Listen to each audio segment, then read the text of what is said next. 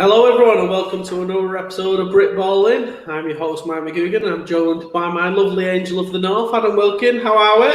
I'm good, mate. How's things? I just wanted to ask, mate, before we even go into all the normal intro, why is my Manchester B not at the pub tonight?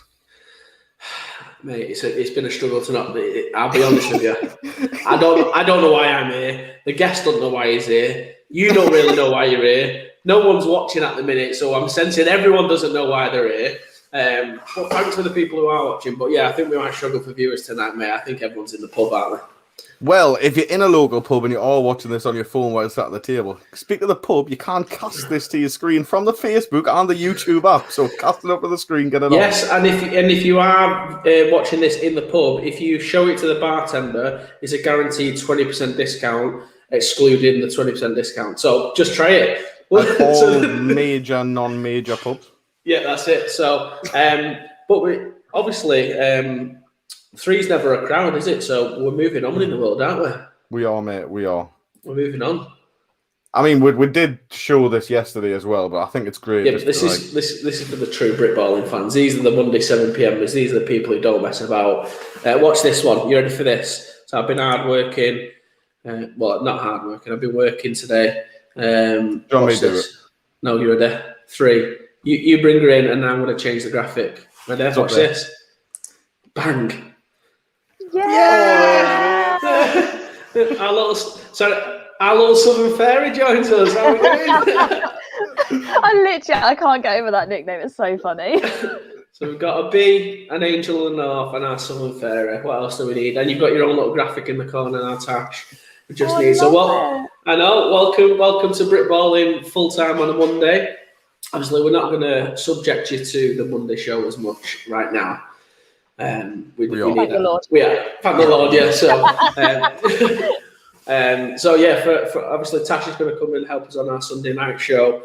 I think we all need a bit of professionalism on the Sunday night shows. I keep swearing on it. I keep getting told off. So I think we're bringing in Tash to bring a bit of a serious nature to it. And then you're going to join us on our Mondays once that's out, aren't you? Probably to help us review some of the actual Britballing games and stuff like that, aren't you? Yeah, do a bit of something. A little bit of something. Our social media superstar as well. Like crazy amount of interactions on our social media once we introduced you. Yeah, there was more interactions than Christian Wade or Vernon Kay or anyone like that that's come on the show. Little Southern Fairy Tashy Crump. Joins us. I'm boosting your profile. Literally, you're getting your likes are gonna soar now. Just saying. I don't know what it is. I don't know what it is. There's no obvious reason why you're definitely better than us, but I think there is. She's more professional. She's better than me. That's how what it is, isn't it? That's it. Yeah. She's got a better hairline than you as well. Hey, you know what it is? I got wrong for this. It works. I do have a question for you, Adam. With that hairline, where do you stop washing your face? About there. Just like get lost. I can say this, I've got the solidest hairline known to man. Why are we talking about hairlines on Britballing? What is going on? Yeah, you do. I will be honest. It's like a Lego man. That is. He looks like Lego. I can just take it off. That's how it goes. Oh, I love that. But go on. I'll let you speak. I know that like it's all a big thing, and now they've got Tasha, the social media guru, what she is, and everything. Yeah. But Tash, is it just me and you doing a show? When we're going to kick Mike out? Like we need to kick him out like sharpish, don't we? Really? Next week, done. You're off, Mike. I thought you were going to say it today. I'd already done it. There we go. It's done already. No, we'll bring him back. That's it. I mean, to be fair, I was the face of the show. You was the brains, and now Tash can take that mantle. I'm knackered, really. I've not got much going for me. So, what do you think? I've got the brains covered. Just me. I know. Well, compared to me and you've got that covered. But Tash, it's been. Thank you so much for coming on, joining us, and thanks so much for agreeing to join us. Like I said, it's massive for us to get someone like you to join us because we are just two blokes who started this and seems to have got pretty big, but we know it's got big when Tash agreed to join us. We knew it was, and we'd get you some stash. I have got to ask one thing, Tash. Yeah, we've got to ask. We did have a comment about a band and we need to have some more information on the band. Like, what was the band, and is it still going? The band is not still going. R.I.P. It's done. Yeah, and we literally did do R.I.P. like tops and everything, like to say goodbye to it. Like it was a whole thing. Like yeah, that ended a while ago. Were you a singer or like a I don't know, like musician? Something else. Yeah. The only thing the only thing I could do was sing. So yeah, the moment that somebody said, "Here's a guitar," I just went, I can kind of play this, but it's really bad. Let me just stand at the front. Well, we found Adam's Achilles heel, music. Yeah. Hold on. Yes, I knew it. This wasn't planned. I knew it. I don't believe that wasn't planned. You two did a show last night, like thick as thieves. Oh, that's brilliant. There we go. Russ has already commented. See, no comments for us. Tash, you're a busy lady, Coach Russ. I'm even repping them tonight. So we might need to reconsider this. Hiya, Adam. I think we've been outstaged. Yeah. Hi, Russ. Thanks for saying hi to us as well, mate. Thank you. Cheers. Right. Enough of that. Tash, it's been lovely. Bugger off. We're not here to go. You one thing you know about Britballin, they're not here to see us three. Probably more people here to see you. But thanks for joining us. Let's get the guest on, Adam. Yeah, actually, I was about to say, I'll let you start the proper show. This is just This was just a pre-show. This is the warm-up. Cheers, Tash. Thanks for joining us. Take care. So we've kind of made it a bit big time. Welcome to the show, Jason. How are you doing? I'm good. Good to see you, gents. Yeah, good to see you. NFL is here on Britballin. Yeah, just here. Hopefully we can make it a good show. Yeah, definitely. We should. Well, it should be. We've got you on, so there's no pressure. They're not here to see us. I can guarantee it, Jason. So if there's people here watching, they're only here for you, mate. Tash is gone, and we've lost 40 viewers. They'll start to be back up now. So for anyone watching, Jason, do you want to just give yourself like a little elevator pitches to who you are? You know, why we've got you on and that kind of thing, bud. So I'm Jason Brisbaine. I currently work at the NFL UK. I'm head of community grassroots development. So I head up all our NFL flag community activations, essentially trying to grow that in the UK. But previously, I was part of London Blitz. I played for the youth team, senior team, played GB Youth, GB Senior, was part of the International Player Development Program, and also spent a season with the San Diego Chargers back in the good old days when they did two-a-days. So I got some stories from that. And then also played in Finland, Switzerland, coached in Spain, coached a little bit over here, and then pretty much wrapped up my contact boots in 2012. But I've dabbled in a bit of the flag over the last couple of years. That's pretty much me in a nutshell. I mean, that's a fairly big, hefty nutshell. There's some decent like little, do you know San Diego Chargers, you know, a little bit abroad, London Blitz, that kind of, so you're pretty big time. I've got a question, see if he's in. Have you heard of Gateshead Senators? Yeah, we battered them one year. Oh, man! No! 2006 season. No, I'm going to have to say this story now, right? So we went, best bus ride ever. Must have been about 7 hours up to Gateshead. And we were playing them, and it was going back and forth. I think you still had, was it Pete? I think Pete was a QB. Yeah. And you had a running back. I can't remember his name, but he used to talk a lot, didn't he, right? And he got me a little bit on a lead, right? He got me a little bit. And then the next play, I absolutely ruined him. And it was all downhill from then. And then I think that took us to the final. But yeah, no, I've got some good memories from Gateshead. Not the field, but definitely got some good memories. Everyone hates on that pitch, by the way. Everyone hates on that pitch. Yeah, that's fairly accurate with Gateshead. I mean, it's not a Britballin show without Gateshead coming up. So yeah, we'll leave it at that. So that's really interesting then. So obviously you started at London Blitz Youth. Talk us through. It'd be really interesting just to hear, because a lot of people who watch the show are, you know, trying to make it in the NFL. You know, one of the things we've discovered by doing this show, well, I'll be completely honest, was I thought that the end goal for people playing in this country was to play for Great Britain. Now, you find out the younger you get, well, actually, now the goal is to play Div 1. You know, we've just seen a guy, Darren Agnew, I think it is, who's just signed for Notre Dame. Notre Dame, sorry. So it's crazy where people are not a hunchback, man. I know, yeah. He's not knocking back Alabama to go play. Like, it's crazy where people are going now these days. So it'd be really interesting to hear, how that happened for you, and just talk us through that a little bit more.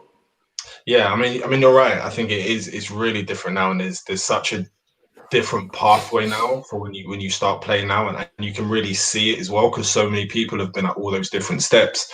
But yeah, you kind of, I started playing back in 2000, and NFL Europe was still around, so that there was that kind of aspiration there, but it never really felt that close when I first got into the sport, and the GB programs. And then when I think I played GB youth around like 2001 or something, like my last year of youth, and the program was great then. You had all the NFL Europe coaches involved, and some of those were ex kind of London Monarchs guys, and Jerry Anderson and all those people. So it was a really great time then. It was a really, really great time. And kind of, yeah, for me, it was kind of, I found American football quite late, and I was 17. And I wish I'd found it earlier, because when I found it, I was like, hey, this is it. Like, this is the sport for me. Like, I wish I'd been playing this for the last 10 years, And for me, it was, I had a decent athletic background. I was really skinny when I started playing. I wasn't even 170 pounds probably. But I just loved the game, and I loved hitting people, and I loved training. So it's kind of, once that all started happening, my kind of life just kind of went on that trajectory where it was like football just became everything.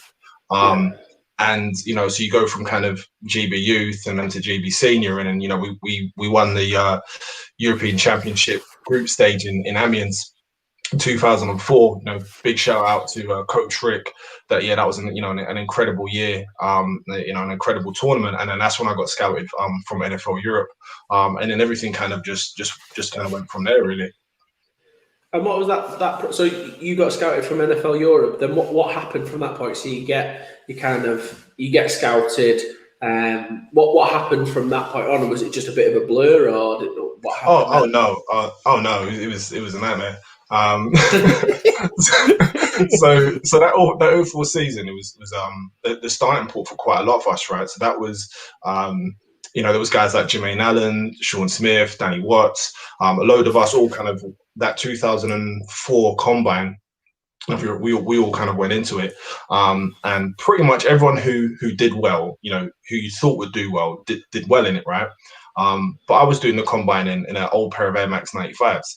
So, my short shuttle was rubbish. My 40 was rubbish. Like my positional drills were rubbish. So everyone got invited to camp, and I wasn't. So there was very much, right, how come Brisbane isn't at camp? And I was like, oh, I'm not at camp. So that was kind of like, right, you need to sort your life out, sort your footwear out, get moving. So, but during that period, they said, hey, look, you're not playing linebacker anymore. You're never going to make it NFL Europe at 6'3", 180 pounds. So they said, you got to go for the safety. So I spent the next kind of British season at safety. And then there was another combine. Oh no, tell a lie. We got invited to another camp in, I think it was February or something, in Germany.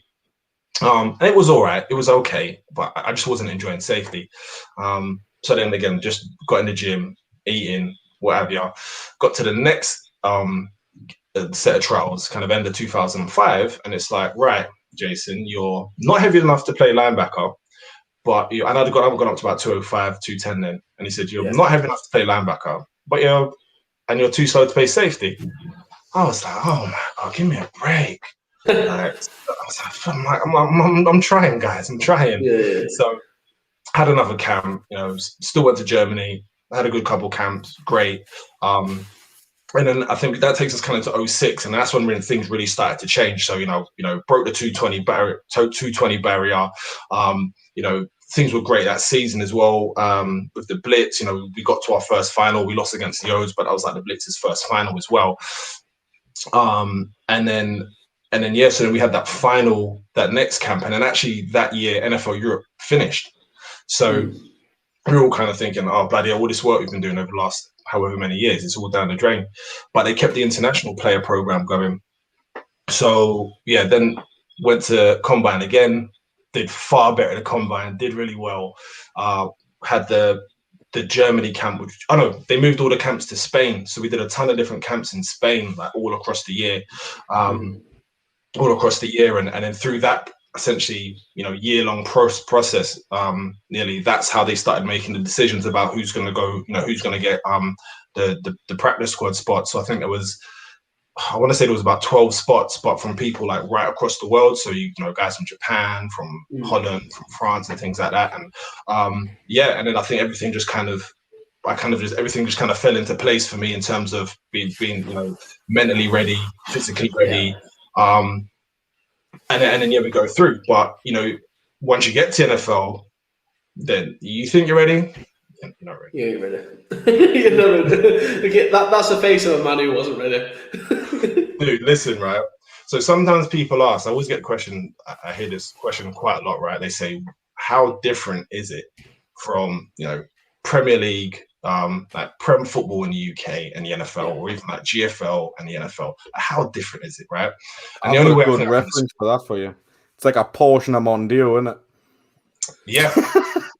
That's exactly what it is. The way I would describe it is, remember when you got to year 11 and then you saw the year 7s and you realized they're so tiny and just crap and annoying. Yeah? It's like that. The NFL's year 11 and you pop in and it's like, we're all year 7s, maybe even year 6s. It's huge, and I think the game's changed massively since I was there. I was going to say, about 205, you would have been okay now. You're doing a quick linebacker. There's a place for you now. You got guys like even under. I think the Falcons had a guy at 190. I think was playing linebacker. The games. Those days you still had the A gap fullbacks. Cracking beefcakes, two a days, and it makes me feel old because I was like, in my day when we had training camp, we did 2 practices a day, I think the fundamentals of the sports hasn't changed though. Ultimately, it's still going to come down to, obviously all things being relatively equal in terms of being a good athlete, right? You still got to understand the game, but you still got to understand it. The mental side's never going to change, it's always, comes down to who makes the least amount of mistakes. And it's a really interesting point you made there, and just to step back a bit, because it's not something I'll ever understand, I can absolutely assure you when you hear my point. But bulking up and putting on weight is something I'm pretty good at, I'll be honest with you. But probably not the kind of weight you was putting on. So talk to us, because that will be a thing for a lot of guys. I know that for a fact. There'll be a lot of guys now watching or will watch back at about that 180, 190, but do play linebacker. What do you have to do? Because the easy thing, go and eat loads of pizzas, right? But that doesn't put you in the right position to be 220 lean playing NFL style football. So what does that look like? How do you achieve something like that? Yeah. And to be fair, actually, when I actually got there, I was 236. So I put on about 56 pounds in about 4 years. And then when I left, I was actually 246. So I put on like 60 pounds. I think the key thing about it is it needs to be good weight. It needs to be good weight. It's probably better to put weight on a little bit slower than it is to just crash it on, because a lot of the time that quick weight isn't going to be good weight. And also you need, your body needs time to adjust as well. So if you're not training well, guys will just get in the gym and eat loads, protein shakes, whatever it is, right? Ice cream, and they put on all this weight, right? And then they forget that they need to run.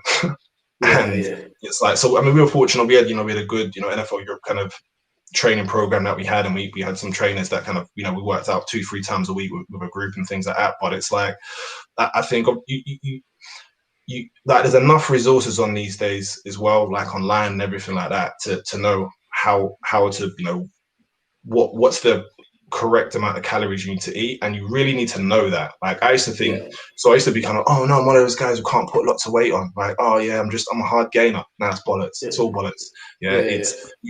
It's just maths, right? You got to understand your calories, and you've got to track those kinds of things. And I think that was the biggest learning for me in terms of body composition. You think you're eating a lot, you're probably not. You're probably not eating a lot.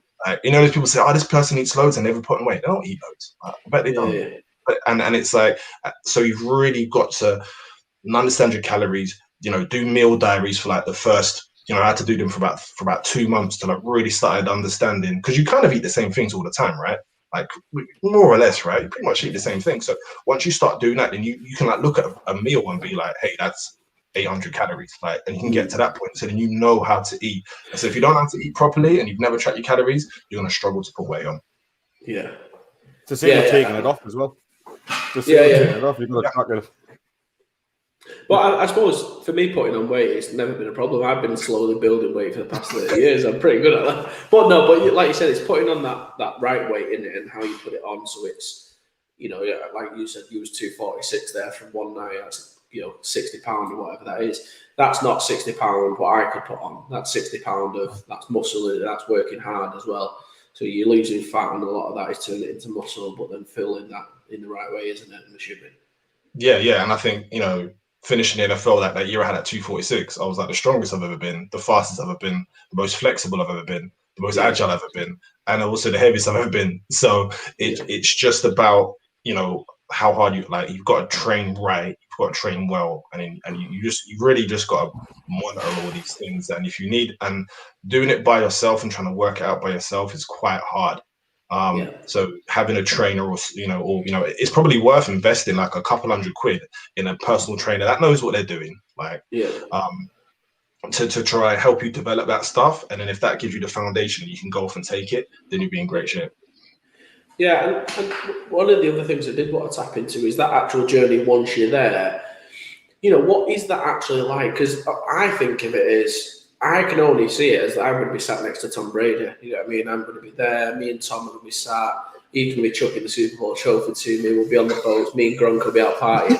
But in real terms, that grind of getting there, I bet that's nothing compared to when you're there. I'm assuming that's when it actually starts.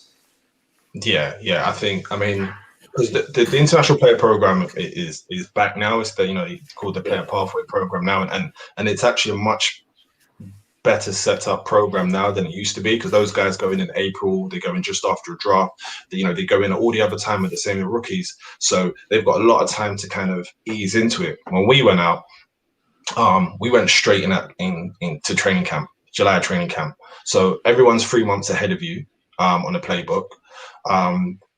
And you're just literally right, here you go, jump in, bosh. And training camp is the most high pressure point of before you count the season in, right? Because you've got 90 guys, 100 guys, or whatever it is, 40 of them are going to get cut.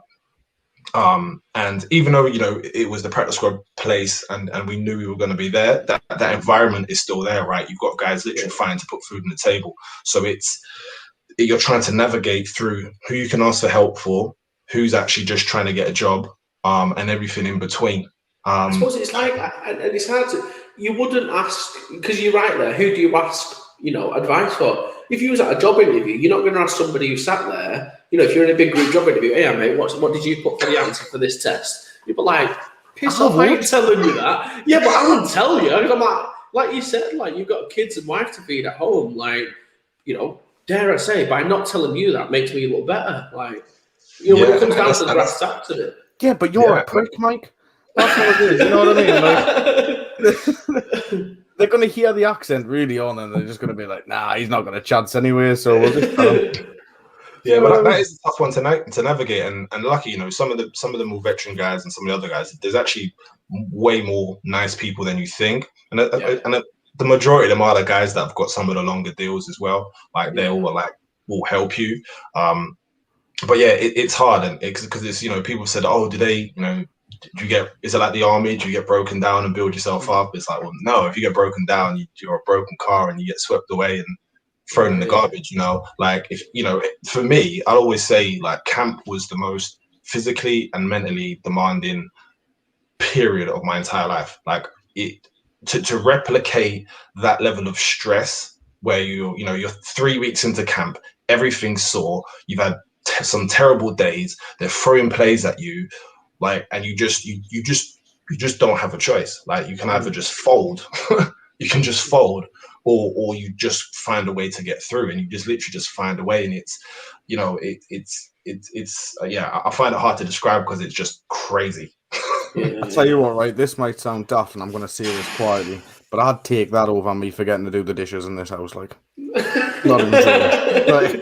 They're stressed.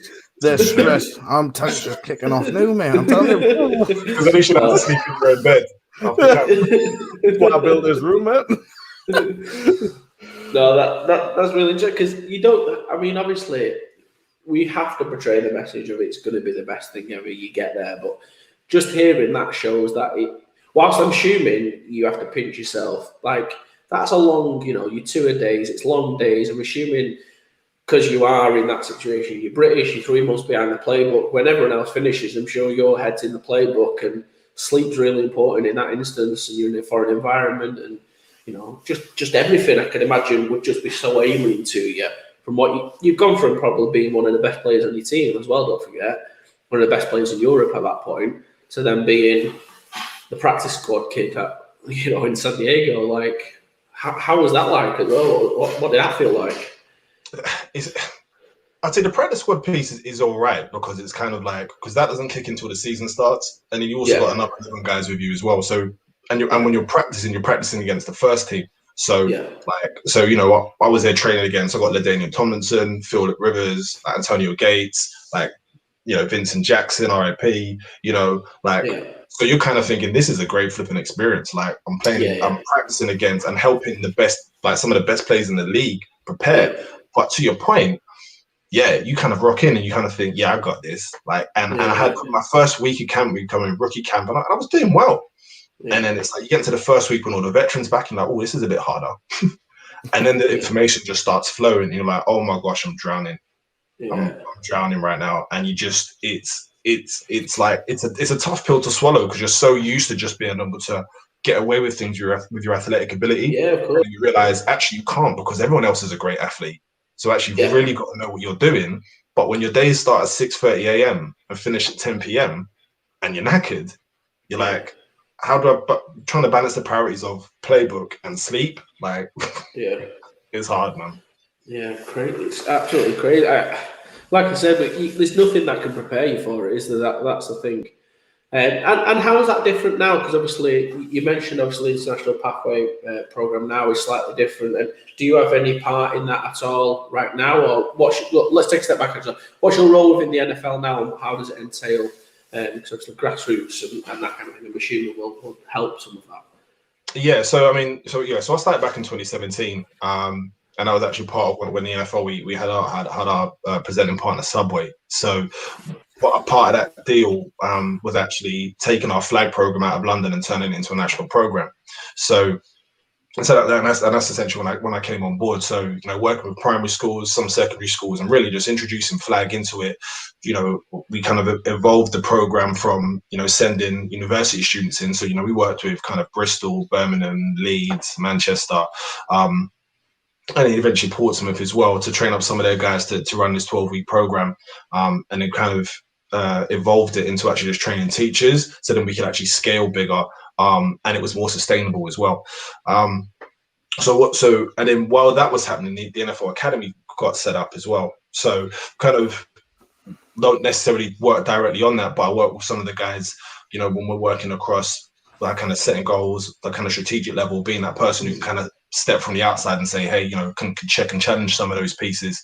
And then with IPP, not massively involved in that, but I talk with Will Bryce, and whenever we talk about the players that are going in, spent a few weeks out there, just kind of seeing what they're doing and getting involved. So I think what we're trying to do better kind of in the NFL is making sure there's that kind of thin kind of golden thread running through all these kind of programs and trying to see where one can feed the other. And I think definitely from a flag standpoint, that's going to definitely help feed the academy, because people are going to be and then even the BAFA league as well, right? More people that get introduced at a young age, not everyone's going to keep playing, but it's going to be more than was perhaps 10 years ago, because we've got loads of do you have like a goal of, I know you obviously do like heavily in the flag side of things at the minute, but do you ever have a goal of maybe going like high school contact league sort of thing as well? Do you ever have that sort of the thing with contact, right, is it's like a lot of heavy lifting with contact, right? I mean, if you think, you look at the academy, right, and I mean,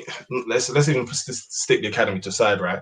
If you want a robust football program, right, you want positional coaches for every single position, right, and then you need the time to be able to do all the other pieces, film and all that, right? So just that structure alone, and to get enough people in the UK that can do it to a level that is going to add value to the money for the amount of investment it's going to cost. It's tricky, right? There's not that many people in the UK that someone would trust, a 6-figure investment to run a team with. Like, no disrespect to anyone or anything like that, but it's a big, heavy ask. So I think for us, really, it's looking at, the academy sits there with only 80 players, but ultimately, if we can just get more people playing the sport, and in a kind of broader sense as well, if we can work with teams, bathroom, what have you, to support the development of teams and players and coaching, what have you, like, that's what it's about. And I think everything that, once that kind of gets a real good saturation point, I think then we can start really talking about high school contact. But flag will definitely be first. I mean, for me, the way that things are at the minute in Buffer in general is we've got far more adult players than what we have kids playing the sport, and that's completely the wrong way around. If you look at every other main sport in the country, it's completely the opposite of that. So I think the flag sense of things in getting kids playing younger is a massive part about growing the sport. So for me, I'd love to see more of it. Don't get us wrong, I really would. We had a few of the flag GB coaches on a show yesterday, and we were talking about that. And for me, I'd just like to see a huge tournament of it. Like, our kids over here at the minute, we're not in. I'm talking buffer wise, not NFL here, by the way. So I apologize, but we don't really see many teams with like an under 13s flag team, for example. There's not many of them around. So is there a way that we can push that, or grow that to make those numbers flip? Because for me, I think the only way this sport can grow in this country is if we have more kids playing than what we have adults, for me. Oh no, I think you're bang on. I think I suppose the program historically is right. It's a kind of a chicken and egg thing, right? You won't have under the 13 team or under 12 teams, cadets or what have you. But then where you getting your kids from, right? Because there's not an established school program. Now, what we managed to do is, we just put flag into about 300 schools in the UK. Obviously, JagTag are doing their piece as well, and we're looking to extend that. So, we work quite closely with Pete Ackley over the last kind of years, and we're really looking at see actually, okay, how do we bring this all together? Because the American football community is not big enough to work in silos. Yeah. It's really not. So we ultimately know we've created this platform. Obviously, we probably created more kids than teams can handle, right? And Pete understands that as well. Though Pete knows that flag is the future of the sport, essentially, to keep it going. So I think things are definitely going in the right direction, and I think the schools element is critical to that, because if you're gonna have kids playing it without having to choose to play it, i.e., it doesn't have to be after school club, it's literally just part of PE, how we've been introducing it. That's how you get kids to play. Well, I didn't know I was gonna like it, but now I've played it. I actually want to like it. I want to play it. Oh, there's a team down the street. Let me join. And then you have 30 kids in a school. You might only have 5 kids might want to go into a team, right? But if that's 5 kids a year, with a little turnover going up the age groups, suddenly you've got a pipeline of kids. And I've got a fairly deep question, and I'm actually fine if you don't want to answer this one from the NFL perspective. But how much do we think the impact that contacts have? We've all seen the films what contact has on NFL players and CTE and that level of physicality and contact. Whilst it's the best thing to watch in the world, and we all love that, do you believe the heavy promotion of flag is because it is less contact and it's a more safer way to play the sport and enjoyment at that younger level, or is it just primarily because it's easier and cheaper to set it up that way? What is the big push to flag if the NFL is full contact? If that makes sense, do we think that's if you get what I'm saying? No, so I get you in that. And I think there's two sides to that, right? I think there's two sides to that. I think we definitely can't ignore the concussion element. To know that we definitely can't ignore that, and that's definitely affecting people entering the sport, right? There's definitely that for, and I think it's very similar with rugby now as well. And it's even in some sense, soccer about headering and things like that, right? Yeah. So and flag's always been there. So I think there's definitely a piece saying, hey, well, look, how can we still get people playing the sport? Because if you look at NFL house and we talk about growing fans and growing the sport, right? No matter what form of American football you play, if you start enjoying it, you're going to watch the NFL, right? So if we can have more people playing, we can have more people involved in the sport, and if they transition to contact, great. But if they're not, they're still part of the sport. They still want to watch the sport. They still want to be fans, and the sport can continue to grow and thrive, just in a slightly different way than it did before. And there's a part of that as well. Look, those guys, the NFL's a business, right? So those guys then go buy merch and they fund, the NFL, don't they? That's a part of the NFL as a business, isn't it? That's okay to be admitting of that. If they're watching, they're spending and they're invested in the NFL, which keeps it going and keeps it such a premium what we look at, isn't it? Well, yeah. I mean, let's be honest, right? Every sport is, that needs to have fans to get them to stadiums for us to actually have the teams and everything like that, right? But then it's just that next bit. So, if fan growth continues and then the NFL can still invest internationally, what have you, then we can still invest in local programs, international programs, what have you, and then all these local grassroots teams, BAFAs, GFLs, whatever you can all then benefit from that, because the more fans, the more money, then actually we can start, investing into the future as well. I mean, for me, the big thing that gets me on flag, the way I do like flag, I coach at contact and then I coach in schools flag football, but the reason I like flag is the fact that I've gone to schools and there's kids that can't even afford boots. Never mind, they couldn't get a helmet or nothing. Do you know what I mean? Like, so they can't even afford to wear a pair of boots, and they're wearing trainers with holes in, and it's ridiculous. Do you know what I mean? Like, how am I supposed to get these kids to buy a helmet or shoulder pads if we were going to play something like that? So flag football is the cheapest way that they can do it. You can even go down the route of, you don't even have to wear belts. You can just do a tag version or whatever you want to do. Like, it's just, you need a ball, and I tell you what, and you can get a fantastic ball from our sponsor EP Sports with all the roots on it and stuff like that. Yeah, it's true though. You're right though. You're bang on. It's the easy entry point. It's the easy entry point to just try it. If you don't want to do. I mean, I never played flag growing up, and I know there's this divide sometimes of people who haven't played flag necessarily. Kind of like, oh, flag, you're playing it because you don't want to do it, what have you. But actually, when you play it, there's nowhere to hide. Like in contact, you can hide. You can't hide in flag. No. You can't hide. Yeah. Like, you're gonna get gassed, and when you're tired, like everyone's gonna see it. Yeah. No, it's true. It's a great entry point. Though. It's the perfect entry point. You know what it is? We had Phoebe on, so we did a partnership show yesterday. So if you haven't watched that, go check it out on the BAFCA Facebook page or YouTube. Little plug, get my plug in. And we had Phoebe on there yesterday, and she was talking about, and as well as the other coaches, about how they're trying to get flag in the Olympics. That's huge, man. Yeah. That is huge. If that happens, that is crazy. That's a game changer. Is that something the NFL are pushing? Is that something you guys support, or is it just the UK side? What's that like for you guys? So there's a lot of conversation coming out of New York. Our kind of chief commercial officer, who's been working with IFF and over the years, is really pushing that, and it's definitely an aspiration, because ultimately, it changes the game. It changes the awareness of the sport. And everything, and you look from a kind of a local level as well. Suddenly, if because realistic as well, you look at kind of GB women's team and what have you, right? Flag team, they're like what number 2 in Europe, like number 11 in the world or something like that. So there's like real possibilities of earning medals as well. So you get that into the Olympics and they continue to do well. Suddenly the funding for the sport changes massively.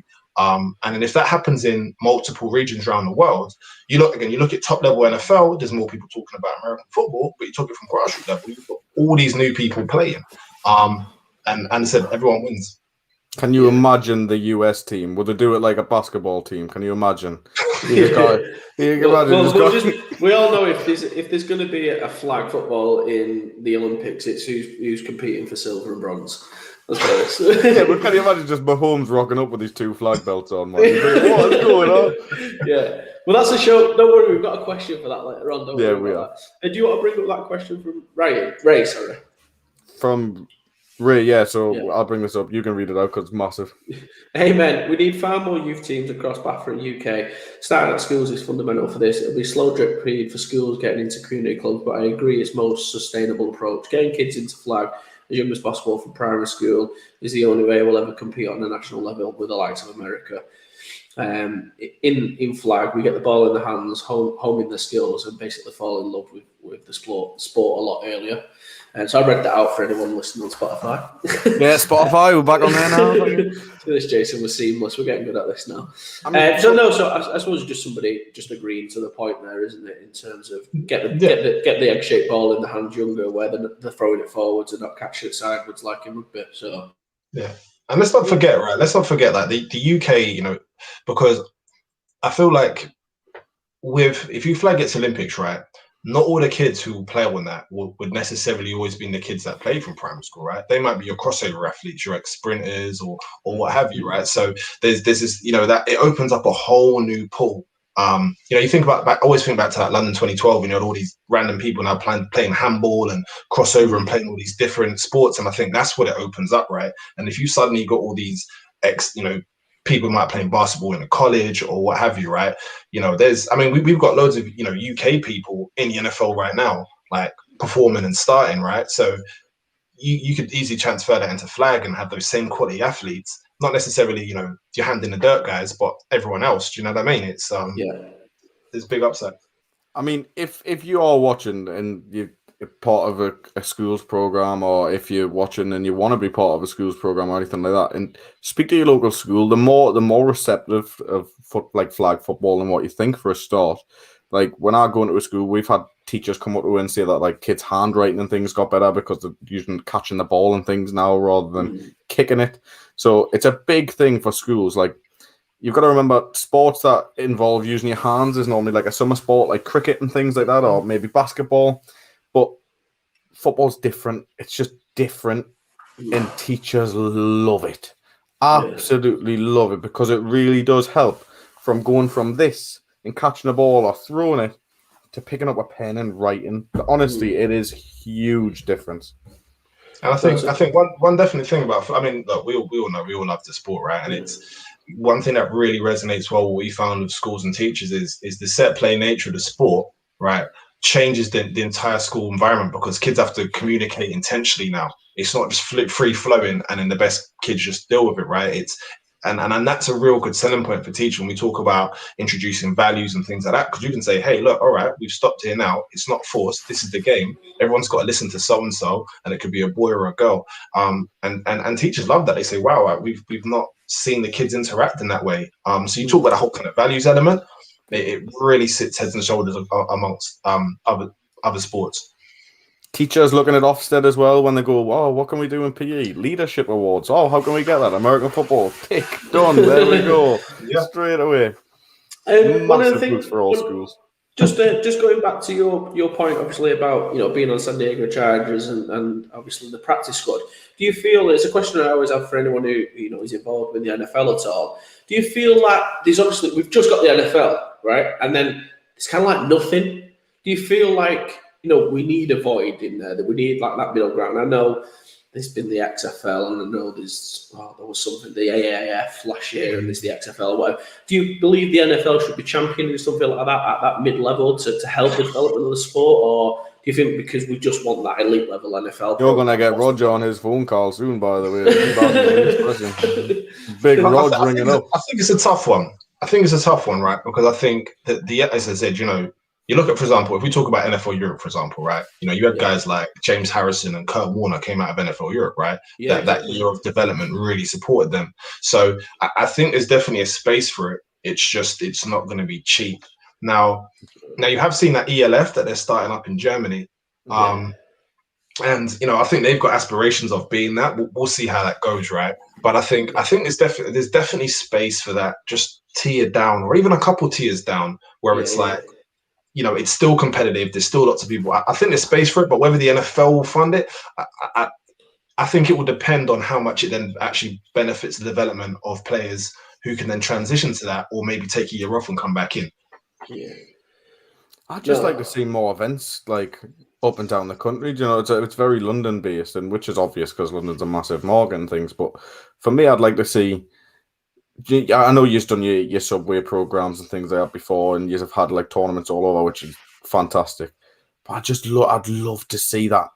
Like every school year, we're doing this. We've got teams from here, teams from this. The final's going to be in this place one year, this place the year. I mean, COVID's ruined frigging everything, but I'd love that, man. Like I'd love it. Yeah, we had, I think that COVID year I think we planned to run our kind of national championship in Manchester, because that 2019 we ran it in Tottenham Stadium, that brand new stadium, and that was 10 out of 10. And we wanted to run it up. We looked at a couple of different locations. So again, moving forward to 2022, I think that, there's a lot of appetite to really push flag. I think we're getting pressure from the US as well, saying, hey, look, international, we need to make it happen. So I think the future's looking good for flag and football overall in this country. Yeah, so that's a great point. It's funny because I was at my first training session back yesterday, and we was just watching some of the receivers run routes. It's really funny. So I know I've been to a couple of flag sessions, more for cardio for myself than anything, and you can see when a flag guy's running a route how crisper and cleaner it is, than just a standard rookie, because they have to cut on a dime. It has to be, timed to perfection. So you get away with it a little bit more, don't you? At contact, you can wing it where there's more space, and it doesn't have to be as crisp because you're a lineman. No disrespect to certain linemen, right? But you're only going to move a handful of yards sometimes if you want to be lazy, right? But in flag, you've played Gator. Have you seen how many times we got to pull? Doing more yards than the receivers. Yeah, no disrespect to my linemen out there. I know you guys work hard, but I think it's definitely a space where more teams should even use that as a pre-season thing, because guys don't always just want to do boring running. But if you're getting people running routes all the time and playing games, we did it to finish our session yesterday. That's O-line, D-line, like a pass skiller, but it was like we were running routes, and we call it ninja cardio, sneaky cardio. Just get it in, have some fun. It's great. It's great. No, but to be fair, one of the questions I did want to ask you was, obviously you've kind of, where you sit now, has the game changed too much is the game at the right place for British guys to be looking to the NFL now? Do you think there is more cleaner paths now for British guys, and what is it that they can do now to get into the league, other than what we know as the International Pathway Program? Is there anything else that maybe they don't know about or anything like that? Well, I mean, I'd always say, international player pathway is the exception to the rule, right? Yeah. So I think IPP should never be an aspiration, because those are like the cherry picked people from right around the world, right? And 9 times out of 10, you're probably not, it's just not. There's not even enough numbers to even accommodate. They took 12 out this year. It was 9 last year, and you're talking about across the world, right? So if you're going to call yourself one of the top 10 athletes, American football, or even overall athletes in the world, that's a fine margin, isn't it? Yeah. But if we're talking about getting to high school and we're talking about getting to college, that's a completely different ball game. And I think coaches are now, especially with a bit of decline of contact in the States, coaches are way more open now to get international guys, and you've got so many international guys doing well now in college as well. So I think definitely at younger guys, I think high school, JUCO, college is probably the preferred pathway. It's probably the preferred pathway, because you can go to any old kind of school that you're a bit of a good athlete, and you can get loads of play loads, get some great film, and then suddenly you get recruited. Obviously that's the dream, but I would definitely say, kind of, if you're a youth guy, I think obviously you want to keep people in the game over here, but I think trying to go down that high school collegiate route is not straightforward, but it's there. And if you're athletic enough, and you can prove that, guys will take it. And if you're all looking to go down the JUCO route, you can check out on Facebook and YouTube our episode with Coach John Beam from Last Chance U. Go back and take a look. No, it's funny, actually. It's funny you mentioned that, because from that episode, we're flabbergasted. So what happened is we had Coach John Beam from Laney College at Last Chance U on the show, and we put him in contact with the Pride. And I think now 2 of their guys from the Pride are actually going over to Laney next year to play for the JUCO team over there. So I mean, fingers crossed we'll follow him. One of them's from Manchester, so I was really supportive of that. So it just shows how receptive. A lot of the time, it's just the American guys. Mate, he downloaded WhatsApp to communicate with me. He never had WhatsApp, and he got WhatsApp to talk to him. What a hero John Beam is, by the way. But it just shows I think especially for big guys as well, because I think there's a bit of a shortage of big guys in the States now, again, just because of that whole thing. So if you're a big kid who can move and you're strong, you've got a real good chance of get into a good school and things like that. You look, we've got Bam from the Blitz, who's at, I can't remember what college he's at. Where is he at? He's at Utah, is it? Yeah, one of those places. Anyway, great school anyway. Obviously he's a good athlete, but he's a big guy. He's done a lot to change his body, and you do those things right. I think as a big guy, actually, I feel like you sometimes even have a better chance because there's not as many. You can't put a price on it, can you? You can't grow that. It's not something. Well, I'm sure in Iowa they've got different verdicts on it, but you traditionally can't grow like big guys. For some reason, Iowa just seems to have massive guys all the time. But other than that, it's just not something you can get. Is it? You can work on your technique and you can work on your fundamentals. I suppose you can get fast, can't you? You've proven that, but I've try. And there's guys that are really changing things up, right? Like you've got Sadu, who's come from the academy now, and he's committed to is Alabama. I think he committed to Arkansas. I think Arkansas State. And we've got next we've even got like George Reynolds. He's now he's going to go play in college in Canada. So I think there's a lot of guys now who are proving that British people can do it, and I think that's really going to open up the doors, and their success is I think is going to change the game for the youngsters growing up over here. I'll get you one to add on your radar. Yeah, go on. I'll let you have that one. I'm going to say Adam's usually pretty humble about this, but because he's got two kids he coached who are now out there as well, both quarterbacks. So he's got Justin. Say his surname. Kowalak. Justin Kowalak, who's just won the Chicago Elite 11, so he's going to the Elite 11, and he played in Gateshead. So he's one to add. He's one to add. And then what's your mate called as well? Hussein Sims.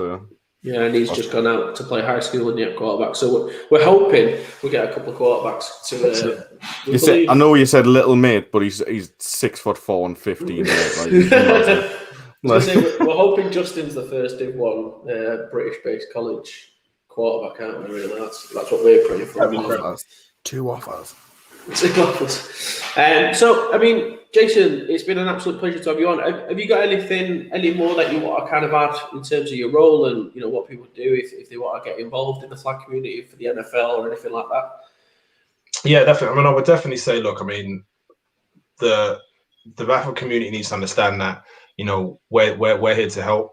And like we want to collaborate as much as possible where possible to really help grow this sport, right? I know sometimes people ask, "Oh, why can't the NFL just chuck $1 million in?" And I know, but it's like it's obviously it's not as easy as that. However, there's a lot of things that we're doing in terms of trying to grow the sport at youth and the grassroots level, and ultimately, we want to create enough kids to come and play and go into all your teams. So. Yeah, like get in touch. We've got NFL.com, /UK flag. That's how you register if you want to take part of the program. If you are a BAFA team and you need help with the equipment or what have you, just let us know, and we'll help where we can, because ultimately, we're all in this together, right? And I think if when we get loads of kids and then you've got a place for those kids to go, that's the dream. We all want this sport to be bigger. So let's collaborate. I even think between teams and everything. I think especially coming out of COVID, right? We just need to just really, kind of stop this. I feel like sometimes there's this big thing around ownership and people not, and it's nearly too competitive. It's we actually need to be more collaborative to really share that knowledge and education and all these pieces, right? And I think we do this, and then the sport's going to be great in the coming years. I love that. I love that you just said that. Northeast Giants, just pay attention. Yeah, I've already asked you on a merge and things. Yeah, we'll just. Actually, Adam, were you there when we brought up Michael Irvin and those guys? Nah, you took them to the wrong team. You see, you took them to those guys. Didn't bring them a Gateshead, did you? You ruined it. You ruined it there. And if Jason, if you ever want to hook us up with any of these names you keep dropping, then you can always tell them you had a great time on the show. We were really nice guys, and they can come on and talk football any day.